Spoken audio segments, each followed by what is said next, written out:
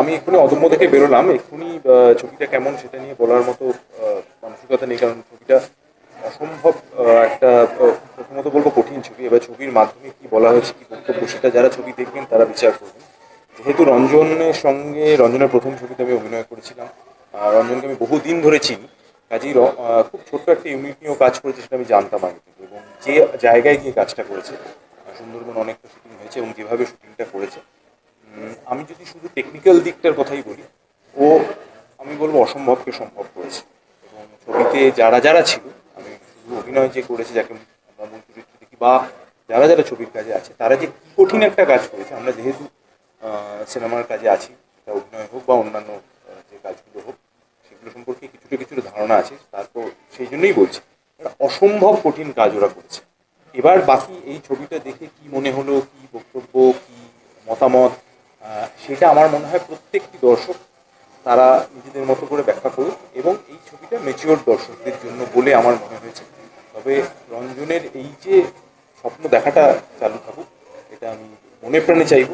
এবং যেভাবে ও কোনো রকম মানে স্বপ্নকে ধরার জন্য তো আমরা প্রচুর পরিশ্রম করি, তো সেইটা যে রঞ্জন চালিয়ে যাচ্ছে এবং গোটা দলকে, মানে হচ্ছে ছোট্ট টিম হলেও তাকে যে পাশে পেয়েছে, সেটা একটা মারাত্মক ব্যাপার। তো আমি একজন সিনেমা কর্মী হিসেবে আমি সত্যি কথা বলতে আমি অবাক হয়ে গেছি যে এটা কীভাবে ও সম্ভব করলো গোটা ছবিটা।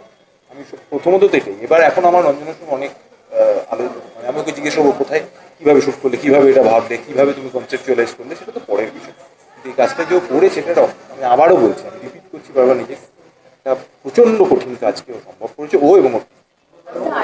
আমি যেটা বলার দাদা একই ভাই, হ্যাঁ হ্যাঁ বলে মারাত্মক মারাত্মক। আমি তো পিঠ চাপড়ে দেবো যে এটা কি কঠিন কাজ, একা একটা ছবি যেখানে হয়তো বেশিরভাগ সময় ও কোনো সহ অভিনেতাকে পাচ্ছে না।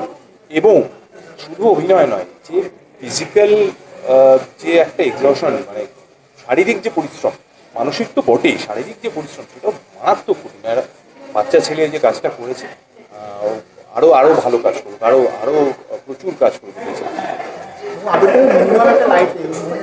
সমস্ত টেকনিক্যালি যে কী করে এটা সম্ভব করলো, মানে এটা আমার কাছে সত্যি একটা বিষয়। আমি ওকে জিজ্ঞেসও করবো, আমি পুরো প্ল্যানটা জানতে চাই যে কীভাবে এটাকে সম্ভব করেছে টেকনিক্যালি শুটিংটা। তাই জন্যই বলছি, আমি ছবি বা গল্পের কী বক্তব্য সেটা আমি অনেক পরে, সেটাই আমি প্রথমত আমি জানতে চাই কীভাবে ও এটা ভাবলো, কনসেপচুয়ালাইজ করলো, এবং সেটাকে কীভাবে গোটা টিমটা ওরা এক্সিকিউট করলো। মারাত্মক করতে পারে। একটা বিষয়, আমি তো ছবির প্রচার মানে প্রচারের জায়গা থেকে দেখি এই ছবিটা কিন্তু আলাদা করে প্রচার করতে হয়নি, মানুষকে প্রচার করেছে। না, আমি সবসময় বলেছি যে যে কোনো ছবির ক্ষেত্রে দর্শকরাই মাপকাঠি, তারাই ঠিক করেন যে কোন ছবি তারা দেখবেন, কোন ছবি তারা দেখবেন না।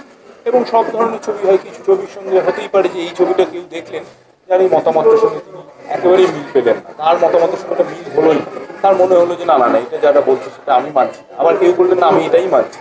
তো এই তর্কটা হওয়া খুব স্বাভাবিক, এবং ওই যে বললাম, দর্শকরাই আবার ঠিক করবে। ভালো লাগবে যে বাংলা ছবিগুলোকে দেখে আমি পরের ছবিটাও বাংলা ছবি, লম্বা লাইন রয়েছে, এগুলো আমাদের কোথাও গিয়ে সাহস